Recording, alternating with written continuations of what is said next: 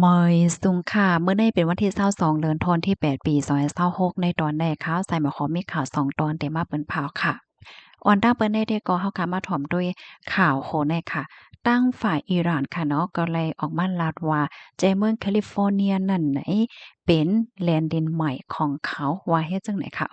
มื้อวันที่21เดือนธันวาคม8ปี2026ในมีข่าวง่าวออกมาค่ะเนาะเกี่ยวกับเรื่องรองตั้งฝ่ายอิหร่านเนี่ยค่ะก็เลย ออกมาลาดค่ะเนาะว่าใจเมืองแคลิฟอร์เนียนั่นไหนเป็นแลนดินใหม่ของอิหร่านนะคะลวงได้เป็นมา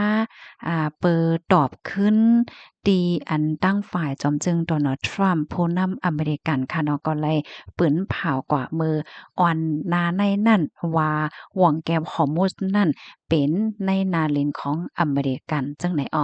ลองตั้งลายหัวย้อยมันเป็นหือในเฮามาถ่อมด้วยกว่าเป็นตอนค่ะ ตอนที่1ค่ะเงาหงาลองตั้งมันในได้ก่อลูกมาตีคอปืนเผาของจอมจึงทรัมป์ว่าเฮ็ดจังไหนค่ะอยู่ดีจอมจึงโดนัลด์ทรัมป์ค่ะก็ไล่ปืนเผาย่อก่อต่างป้าแคบหางแผ่นดีหิมห้อมหว่องแก็บฮอร์มุสเหนือสื่อตรงก้นค่ะปยกเตรียมป้าคอความอันว่า New U.S. Territory แลนลิ้นใหม่ของอเมริกันเฮ็ดจังไหนหนอ อันใดได้ก่ออันมีลองเปิ้นเผาก่อนในแต่เปิดดาเปิ้นเผาว่าอเมริกันนั่นเด็กเขายึดเขาเอาไว้หวังแก็บฮอร์โมสนั่นเฮ็ดจั่งไหนไหนลวงใจอาณาอำนาจอย่านำค่ะลองใจอาณาอำนาจปิกล้อมตั้งปังหลายค่ะตั้งฝ่ายจอมจึงทรัมป์ในก็ลาดว่าตั้งฝ่ายรับซื้อของอเมริกันเนาะก็เลยมีลองตั้งหลานปิกล้อมหอบฝ่ายตั้งปังหลายตีหิมห้อมหนานำนั่นค่ะเปิดตาบีบอี้ให้อิหร่านนั่นยอมเฮ็ดจังไหนกำไดมาตอนที่2ค่ะอิหร่านเนี่ยก็มีลองตอบขึ้นค่ะว่าแคลิฟอร์เนียเนี่ยเป็นแลนดินใหม่ของอิหร่านเฮ็ดจังไหนเนาะ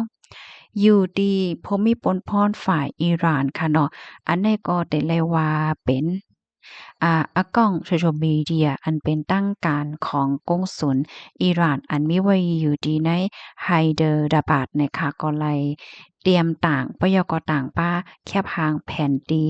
อเมริกันค่ะเนาะเสียก็เตรียมว่าแคลิฟอร์เนีย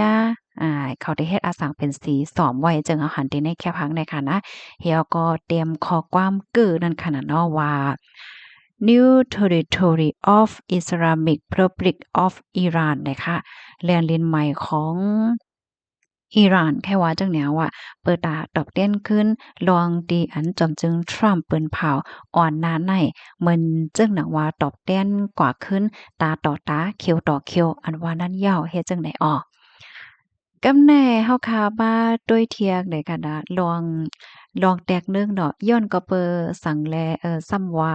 จึงนั้นหลาได้ค่ะเนาะตั้งฝ่ายอิหร่านนั่นเขาหันว่าใจเมืองแคลิฟอร์เนียเนี่ยค่ะเป็นปื้นตีอันก้นหวานก้นเมืองอิหร่านในอยู่นำเปิงลงมาในเดก็ดีลอสแอนเจลิสนั่นน่ะเนาะมันเป็นศูนย์กลางของเจ้าอเมริกันอันเป็นเชื้อสายอิหร่านค่ะมีพี่น้องเจ้าเชื้อสายอิหร่านเนี่ยอยู่เซา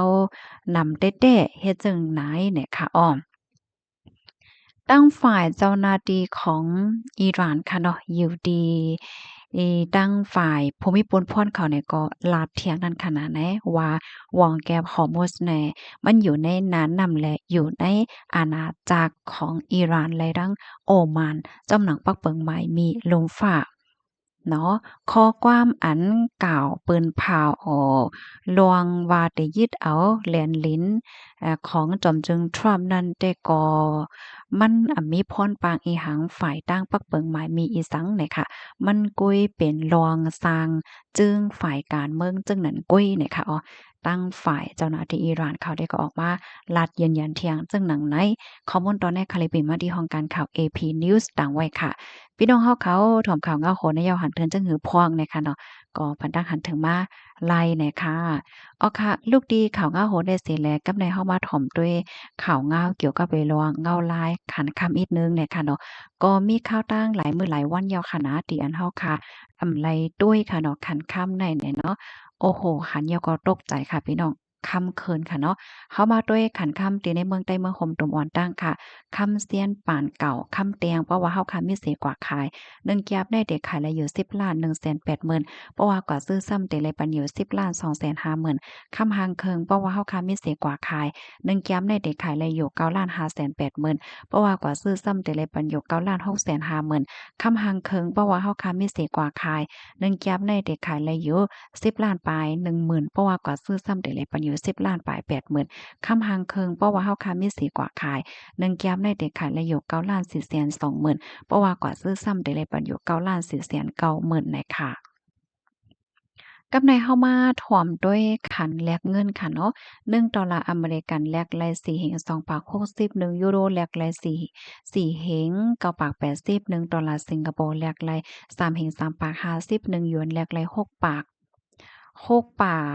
โอ๊ยไม่ใช่6ปากเอากันต่อ1หยวนแลกไลอยู่6เฮง3.43$1ออสเตรเลียแลกไล3เฮงปลาย40ค่ะเงินไทย1เสียในเดลัยปันอยู่7.70ค่ะเพราะว่าเอาเงินมันแลกเงินไทยซ้ำ1เสียในแลกไล7.50ค่ะ95.05มาเลเซียแลกไล1เสียน3เห็น7.32.73ญี่ปุ่นแลกไล1เสียน32,000เห็น4.67.53โกริยาจานแลกไล1เสียน2เห็น2.47อินเดียแลกไล1เสียนนะคะอ้อกำในเฮาค่ะมาถ่อมด้วยขันคำที่ในเมืองไทยค่ะ